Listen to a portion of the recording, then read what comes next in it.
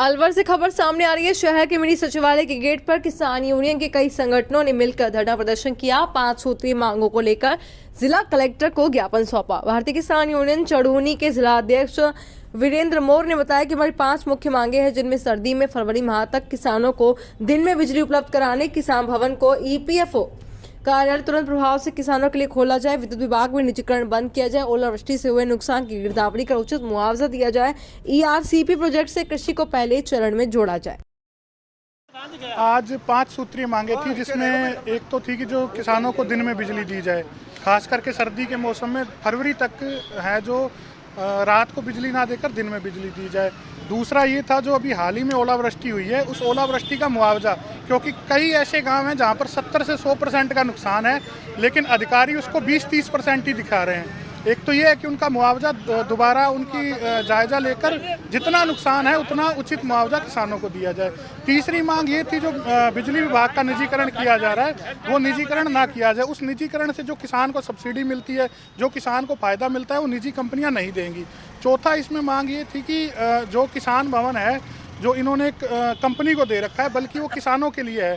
कोई प्याज बेचने आता है, किसी का कोई बंदा बीमार है, उनके रुकने के लिए जगह नहीं है, वो किसान भवन किसानों के लिए दिया जाए। और फिर एक जो मांग थी, जो ये आवारा पशु घूम रहे हैं, इनका कोई इंतजाम नहीं किया जाता है। सरकार उसके लिए अलग से फंड भी, एक्सेस फंड भी जाता है, लेकिन उनका कोई इंतजाम नहीं किया जाता, फसल खराब होती है।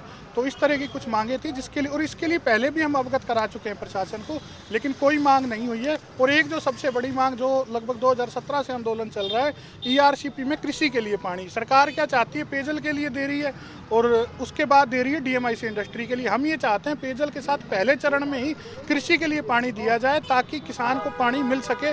अगर ये तीसरे चरण में लेके जाएंगे तो तीसरा चरण तो 2051 में पूरा होगा, तब तक किसान बचेगा। तो इस तरह की गंभीर मांगे हैं, और कुछ मांगे ऐसी हैं जो तुरंत प्रभाव से अगर प्रशासन चाहे तो वो हो सकती हैं। तो इसलिए आज हम कलेक्टर साहब से मिलकर चाहेंगे, चाहे कितना भी समय लग जाए।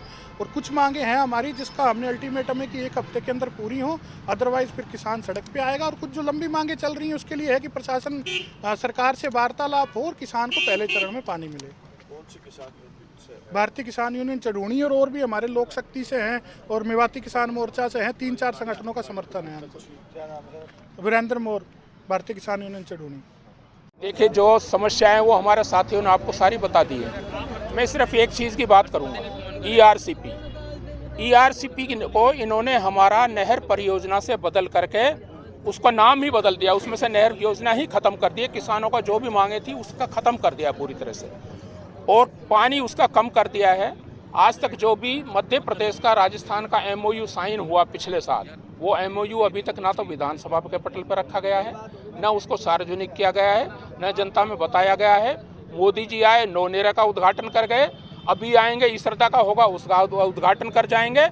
पर उसका ERCP जो पूर्वी राजस्थान नहर परियोजना, उसमें सिंचाई का किसानों का जो था वो कहाँ है, उसको ख़त्म करके पूरी तरह से उसका नाम उन्होंने अब पार्वती, काली सिंध, चंबल, PKC करके नहर परियोजना को ही ख़त्म कर दिया। इसलिए हम किसानों की तरफ से मांग करते हैं कि हमारा ERCP को बहाल किया जाए, नहर परियोजना को, और जो पानी पहले मिलना था, जो पानी का नुकसान हुआ हो, पहले 2017 का जो हमारा पानी का लेवल था, वो पानी का लेवल सुनिश्चित किया जाए। किसानों का अगला कदम सड़कों पर, पहले जगह जगह खड़े हैं, अभी भी वो आंदोलन चल रहा है, उस आंदोलन का भी हम समर्थन करेंगे। यहाँ पर बीच बीच में मंडी में करते रहे हैं, किसान भवन वाला नहीं किया तो वो करेंगे। और यदि ERCP वाली बात नहीं की तो अब की बार जो भी यहाँ पर आएगा, मुख्यमंत्री या कोई भी जो भी आदमी आएगा, वहाँ पर हम विरोध प्रदर्शन करेंगे ERCP को लेकर के कि MOU को सार्वजनिक किया जाए और हमारा 2017 का पानी का लेवल बहाल किया जाए। शिफात मैनेजर, मेवाती किसान मोर्चा।